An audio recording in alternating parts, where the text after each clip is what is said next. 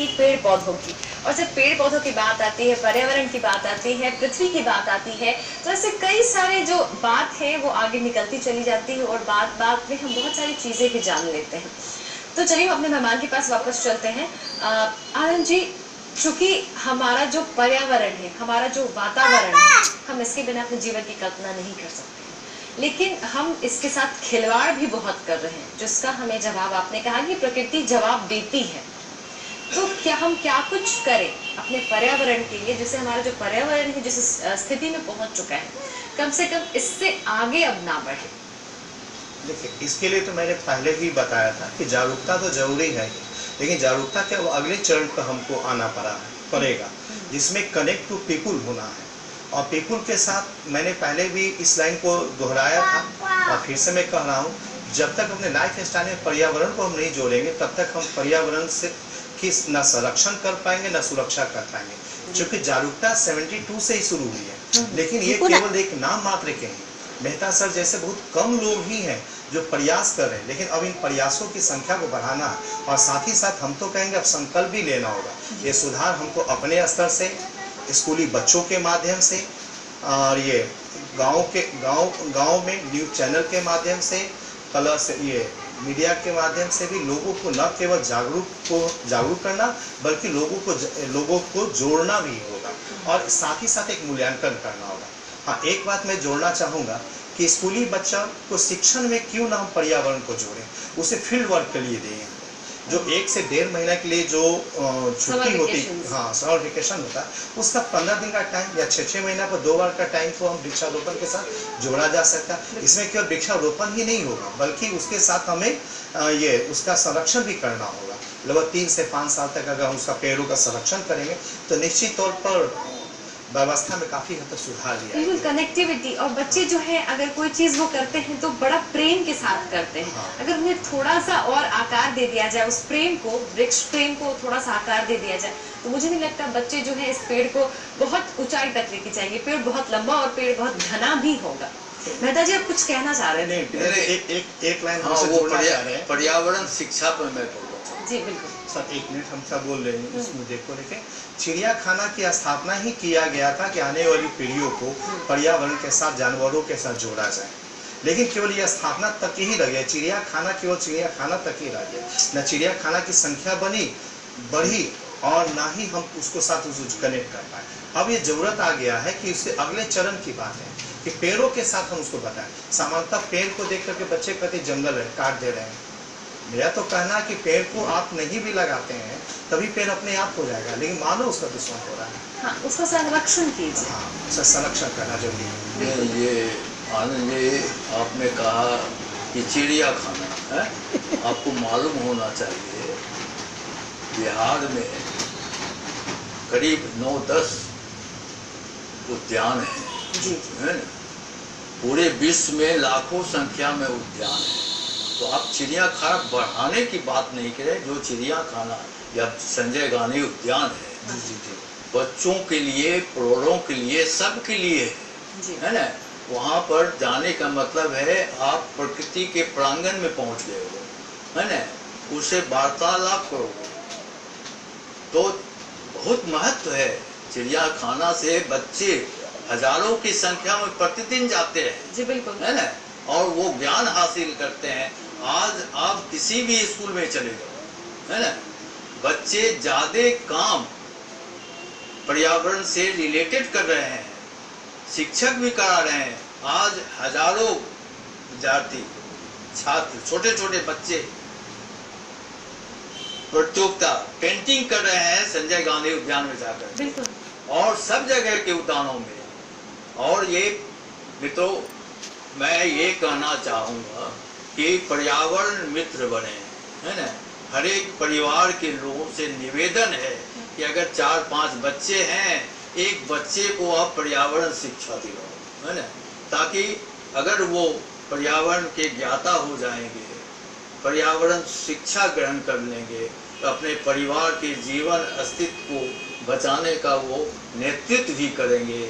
और पर्यावरण शिक्षा पूरे देश के हर एक स्कूल, कॉलेज, यूनिवर्सिटी में पढ़ाई हो रही है। बिल्कुल बिल्कुल। आज से 10 साल पहले मैं यूनिवर्सिटी ग्रांट कमीशन का विजिटिंग प्रोफेसर था।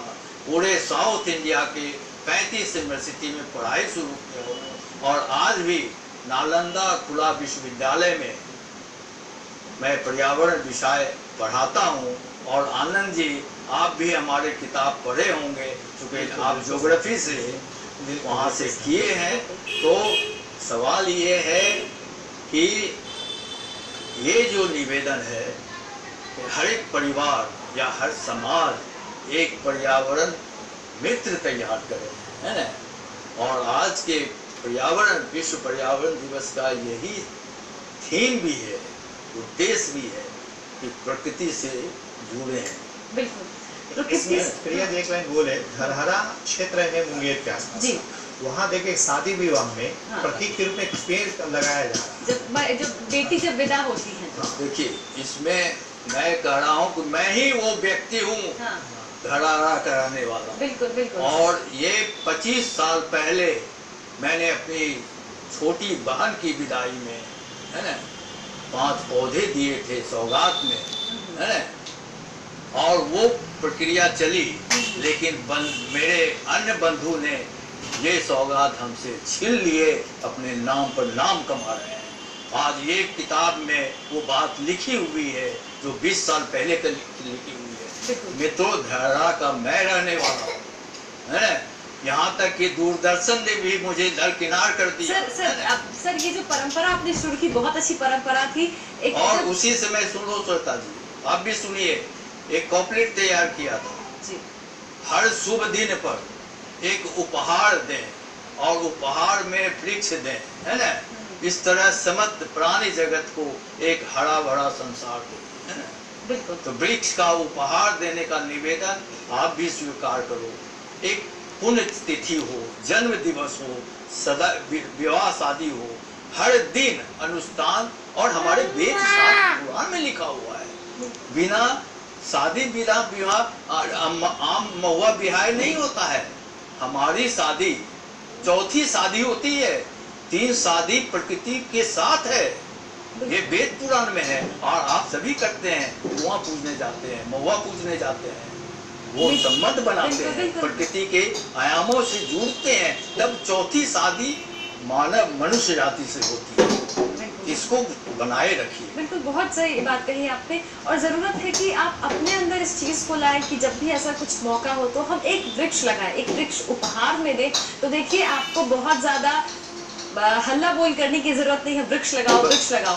अपने आप ये जो धरती है हरी भरी हो जाएगी, जिधर आप जाएंगे आपको शीतल हवा और हरियाली मिलेगी। नहीं, हम चैनल के माध्यम से आह्वान भी करना चाहेंगे कि मेहता सर का जो प्रयोग शुरुआत हुआ, हाँ। भले श्रेय किन्हीं और को मिले, लेकिन हम तो चाहेंगे इस आंदोलन में अन्य जन भागीदारी भी बढ़े और एक व्यापक रूप ले सके। बिल्कुल, अगर ये हर जगह हो जाए तो छोटी सी चीज है, एक छोटी सी सोच ही होती है दर्शकों, जो अगर जिसे हम सही तरीके से आगे बढ़ाएं तो बहुत बड़ी बात हो जाती है। चलिए, यहाँ पे आनंद जी आपसे सवाल मैं शुरू से करना चाह रही थी। मिशन 50 इसका कॉन्सेप्ट आपने बताया, आपने मिशन 50 आपने कैसे शुरू किया, क्या आपके जहन में आया इस चीज को? देखिए, इसमें जब आप इतिहास को देखेंगे, बिहार के इतिहास को, तो ये एक मगध क्षेत्र था जी। और ये मगध क्षेत्र भारत का सबसे पहला साम्राज्य स्थापित करने का, यानी कि लंबे समय तक भारत की जो राष्ट्रीय राजधानी जो या राजनीतिक रूप से काफी उर्वर रहा, ये पाटलिपुत्र रहा। और हम उसी तरह स्वतंत्रता प्राप्ति के बाद भी देखते हैं कि भारत में सबसे महत्वपूर्ण जो पद जो है, परीक्षा जो है, UIS की परीक्षा होती है, सबसे ज्यादा लोग क्वालिफाई भी बिहार से करते थे।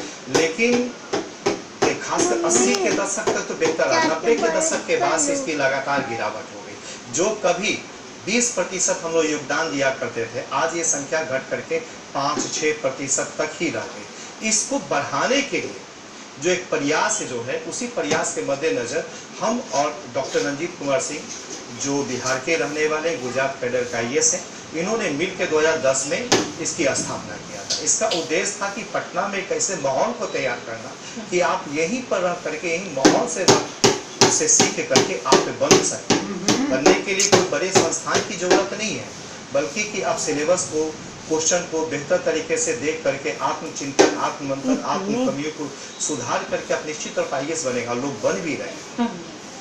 जी बिल्कुल।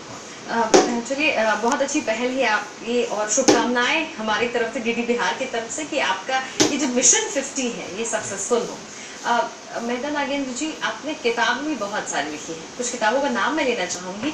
वसुंधरा, पेड़ की चिंता, और क्या है, कल का सूरज, बेलपत्र, ये सारी किताबें आपने लिखी हैं। जानना इन किताबों के बारे में आप हमें बताएं एक एक करके।